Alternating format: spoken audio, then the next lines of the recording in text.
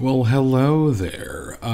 What we have for you today is a little run through of something we've done before with infinitives, and we finished up some stuff with the participles last chapter, and now we're going to go ahead and build on the participle concept to this thing called the Ablative Absolute, which if we were in a different series we would have covered already, including participles, but since this is where we're at, this is how we do it. So I'm going to run through some of this. Don't mind Mr. Cleese here.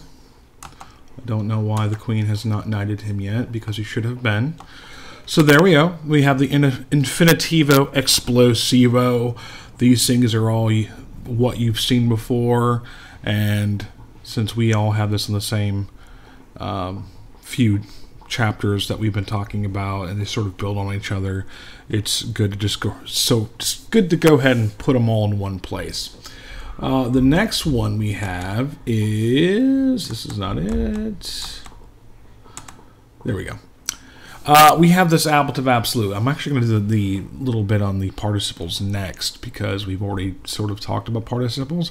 But the ablative absolute is this cool thing in Latin. In fact, a lot of Latin authors use it often. When you look through Caesar, like the Gallic Wars, there are a lot of ablative absolutes. He loves him some ablative absolutes.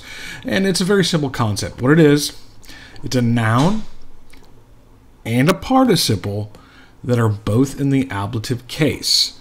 So I have my example. This is some student artwork from a number of years back, and up on the arch here it says arcu dedicato, sort of an inside joke for the ablative absolute.